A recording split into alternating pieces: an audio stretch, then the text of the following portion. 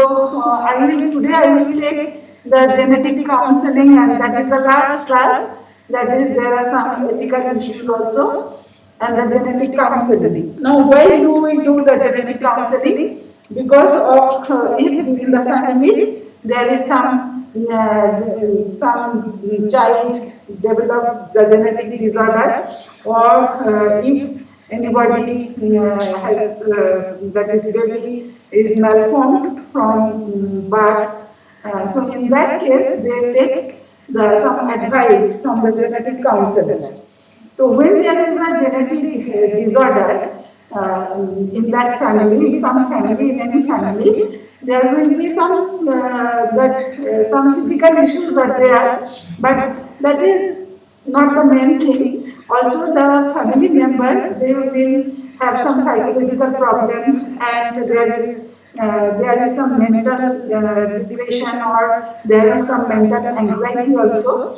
And in case of genetic disorder, the relatives may also be they may also can have inherit that gene. So that is a social issue is there also. And if there is any child with that genetic disorder, or some chromosomal abnormalities, or some congenital malformation, then the family members, the parents, they will think how to cope up with that child. And whenever they go, they cannot go to the school, how they will go to the school, what will be their education, how they can bring them up. So all these things. And also there is also that money problem is also there, particularly in the poor family. If there is any child with this genetic disorder, and all the genetic tests what the doctors tell them to do, they are not very cheap. So there is always a financial burden also. So always they are in the mental stress, and they always face to take some proper decision about the family planning. So they may think what will happen for our next child, or whether we should go for our next child or not. So these are the many questions they will have. So that's why they need a support group. They need a support group, and in that support group, they help that parents with genetic disorder child they listen their worries, they discuss with them, they give the information about that things, and they can also counsel them, and they can also follow up their, and also that is that financial things also they can tell about the financial thing where they can go. Now, if the support group is also is not they also try to want the profit, isn't it? But there are some non-profitable support groups are also there. So the parents can go there and can take the advice from the consultants of the support group. Now, who can join this support group? If I want to join the support group, so what will be my qualification? So there is a training centers also. So in that training centers, they can get the training how to counsel. So in that support group, the counselors are present. They may be doctors, they may be obstetrician, they may be pediatrician, they may be psychologists, they may be physician also. But they should have that special training. They should have that special training to give that counseling. Okay, so in that support group, if you want to join, particularly the nurses, they are very important for the support group. But they also should have some special training for this counseling. Okay, now in genetic counseling, where the parents come to take their advice from that person who is known as the counselor, and the parents are known as the consultant. So it is a two-way process. The parents, they tell their worries, their fears, to the genetic counselor, and the counselor should listen it, and then they will communicate, they will give that information about that genetic disorder, they will educate them about that, and there is, but they cannot force them, they cannot force that you have to do these things, you have to do this, they cannot direct them. So it should be non-directed counseling. And the counseling should be in a place which is very quiet and comfortable, and it would be confidential meeting. It should be confidential meeting, and they interchange their opinion with the patient. Or sometimes the older patients are there, adult patients are there, so that patient may also come, not always the child. Or when there is the child, they can talk to the parents or to the family members. So that is the genetic counseling. Now, who are the members of the genetic counseling? That is any doctors, nurse, or the social workers. Anybody can be in the genetic counseling team. Only they have to have a special training in the genetic counseling, particularly a master degree in the genetic counseling. Now, what they will do, that I have already told you, they will listen to the fears and worries of the family. They will see that what is the genetic problem. They can test their that is cardiac or whatever, that genetic data. They will analyze that, and they will give that information, what genetic disorder the person has. Okay. Now, what are the indications for genetic counseling? First, if there is any hereditary disease or genetic disease in a patient or in a family. Okay. Now, if there is in that family, if there is any birth defects or malformation, then also they will come for that genetic counseling. Then the next is, if there is any history of mental retardation. So in case of genetic counseling, the counselor should take the history very carefully, particularly about the past history and the family history, whether there is any child with have mental retardation or with have same type of congenital abnormalities, like that. Okay, then they will also take that if the mother is more than 35 years old, then they should need the genetic counseling, because with increasing maternal age, there is chances of chromosomal abnormality is increased. You know about the Down syndrome. The Down syndrome is more common in the elderly aged mother. Similarly, other chromosomal abnormalities may also occur with aged mother. Now, if there is early onset of cancer in family, that is also genetically related. So that is another history they should have taken. Another is if there is any history of neurological condition, that is that neural tube defect, whether there is anything, then they can give some advice about that, how to prevent that neural tube defect disorder. Okay, so they can give folic acid, they can advise folic acid for that. And also, if there is history of frequent abortion is there, that also those couple may also come. That there is, when they are going to try to for the pregnancy, then there is miscarriage in an old and an early part of that is that early part of conception. So in that cases, also the genetic counseling is needed. Now, when should they come for the genetic counseling? So they can come before marriage also. So before marriage, why they will come? Because if there is any history of that, there is some diseases, some genetic diseases is there. So when that girls go to marry, then she should be tested. That genetic test should be done to find out that whether she is also a carrier or not. You know that Queen Victoria was a carrier for that hemophilia disease. Okay, and she has transmitted his gene to all of her daughter, isn't it? So that's why if it would have been tested beforehand that she would find that she is a carrier, then in that case the marriage can be prevented, isn't it? The marriage, they should not marry, particularly with that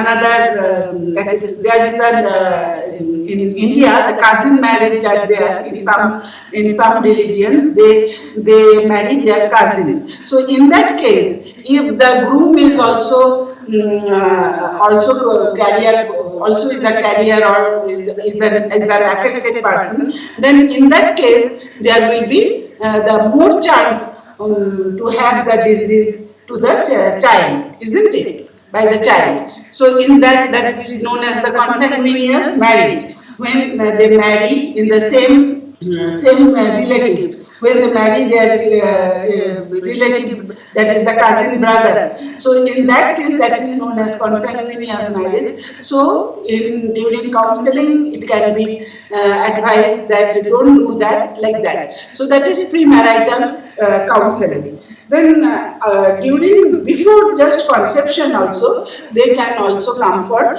counseling. So before conception, that or just at the early stage, that is in the prenatal stage also, they can be counseled. Okay, so if there is any history of that neurological disorder, they can give that nutritional supplementation like folic acid. You please take the folic acid. You please take iron, like that.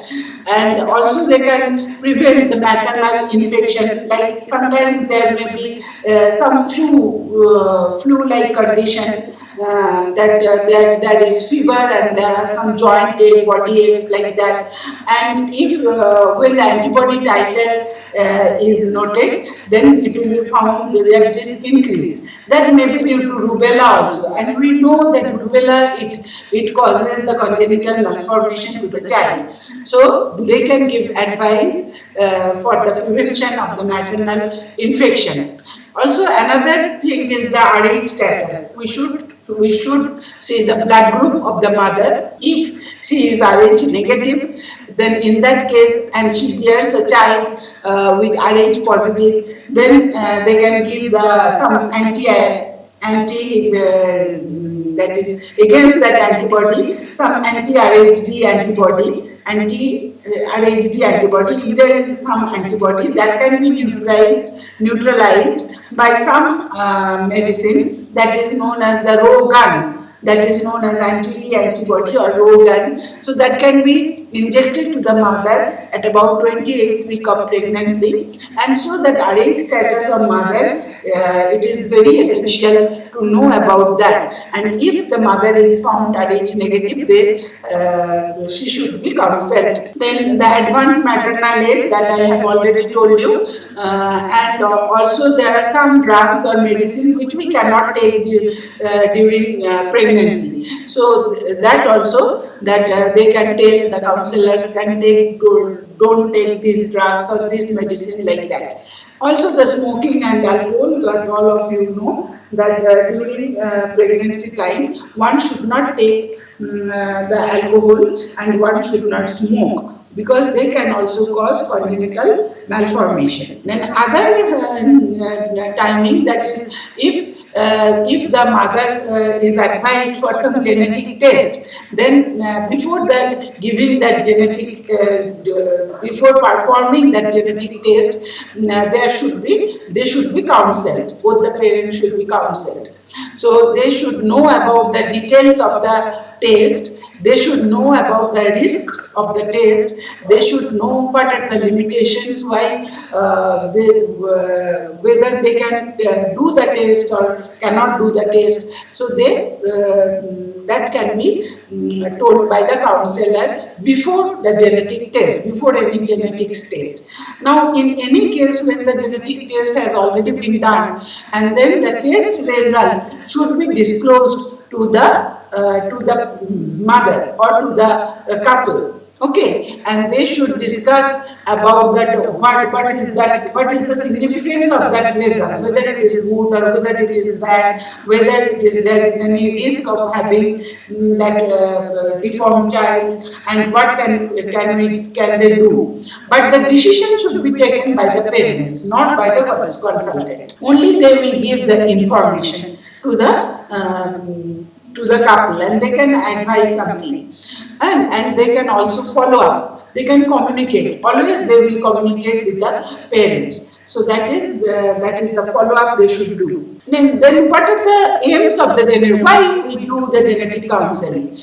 We do the genetic counseling. The genetic counseling is I was talking about the aim of genetic counseling. Okay, now the aim of genetic counseling. So I was going through the genetic counseling aim. What are the aims of the genetic counseling? One, that the genetic counselor he provide the family the complete and accurate information about the genetic disorder. The family or the couple should know about the details of the genetic disorder. What can happen? Okay, with that pregnancy. Another aim is it is to reduce the frequency of the genetic disorder from the community as low as possible. So that is by the carrier screening. Okay, by carrier screening, one can reduce the frequency of the hereditary disorder in the community. Okay. Then the number 3, that to improve the genetic composition of the population by screening again. Okay, by screening the carriers, one can improve the genetic composition of the population. The same moral is. Another is to improve the psychological well-being of the family or the couple, because when there is any genetic disorder, there is always mental distress is there. So that can be improved by giving the counseling, or they can give advice on adaptation to other type of adoption, or they can go for that couple can go for adoption, or for that surrogate mother, or for the test tube baby, or for that fetal surgery. So all these things they can, so that physiological well-being of the family can be improved by this genetic counseling. So the genetic counselor, what they will do? They will first diagnose that what is the genetic disorder. Then they tell that communicate that information to the couple, and then they educate that what is it, what is the genetic inheritance, it is autosomal inheritance or it is sex chromosomal inheritance, whether it can be, whether the next child will also have that same type of inheritance, whether the girls will have that type of inheritance, or the boys will that type of disorder, like that. And they can also advise of the genetic testing and how they can manage it, how they can prevent that type of genetic disorder. That will also be told by the genetic counselor. And they also estimate the risk, and whatever the risk, they should communicate to the parents or to the couple. Okay, and they can also tell that the reproductive options, how they can go for their pregnancy, and they always maintain the contact and follow up. Okay, so these are the roles of any genetic counselor. So the genetic counseling should be accurate, should be scientific, should be comprehensible, means that the couple should understand whatever the genetic counselor is telling, and it should not be directive, and it should not be judgmental also. Okay, and it should be confidential also. Okay, so it helps the clients to make their own reproductive decisions. Then now you are nurses, so you can go for the genetic counseling also, but you have to take that special training. There are some areas where that special training can be given. All over the India, there are some centers where that special training can be given, and it is better if you have the master degree in genetic counseling. And the nurses are better to do the genetic counselor because they are very soft. Okay, they can give that information which in a very simple way, and the persons or couples, they can understand very easily, and they can give continuous support to the couple, and they can keep communicate with the families, and they can also discuss about that adoption, artificial insemination, surrogating, that is pregnancy, then about that any fetal surgery if it is needed. So they can explain all this to the family better than the other, like the doctors, like they can give the better advice than the doctors to the patient. So these are the roles of the nurses in genetic counseling. Now, what are the ethical issues? One, I have already told you that it should be confidential. We should maintain the confidentiality. We should maintain the confidentiality, and the parents should take their choice. They cannot be forced. They cannot be forced.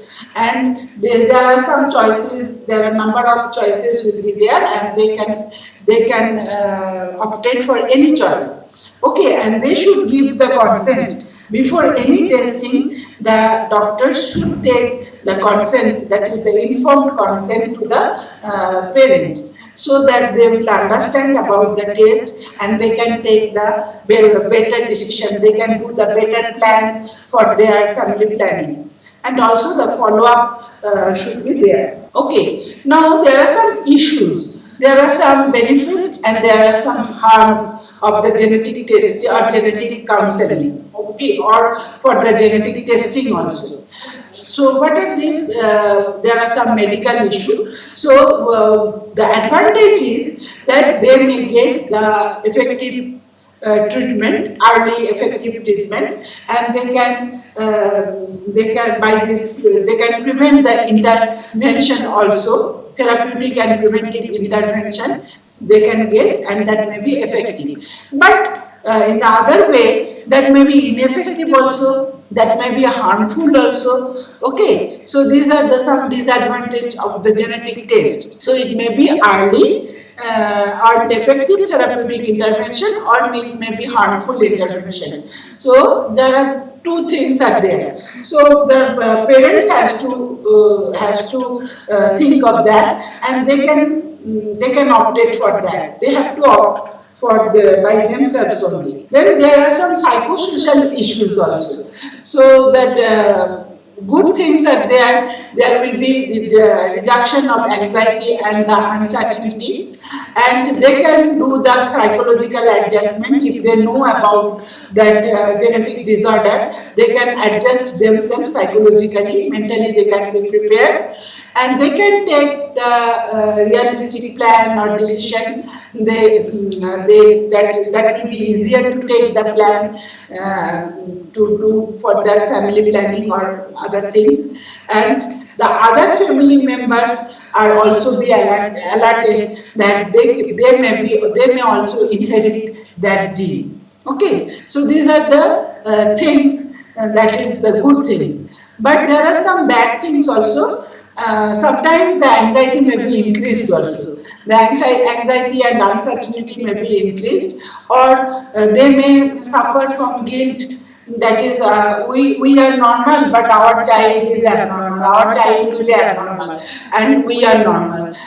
So that there is a sense of guilt is there, and they can also fear how will you rear up that child if it is with some problem. So that fear is there, and always they feel some helplessness if they know about that condition. So there are some in that genetic test, there are some good things are there also, and some bad things are there also. So that is psychological makeup, to make up their psychological well-being.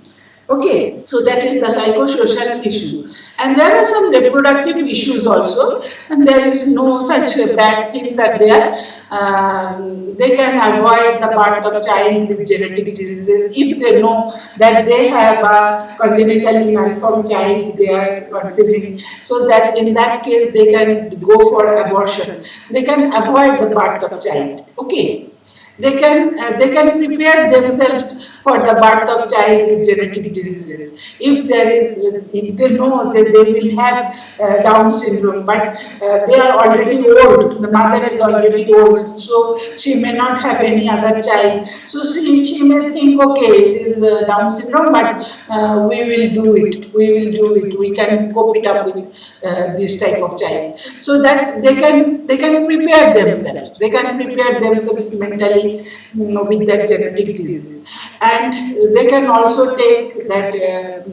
Take the plan, that is that family planning, whether they should do or they should go for another children or child or not. So they can take their family planning decisions, but always it has to be remembered that the decision always should be taken by the parents, not by the counselor. Okay, and the counselor always should be that is he or she should be very comfortable. That is, they should give the comfort, and they should be very sincere, and they should be, that is, they should have some that is, what is that called? Means they should be very sincere to their work. Okay, so these are the some issues. Okay, then thank you.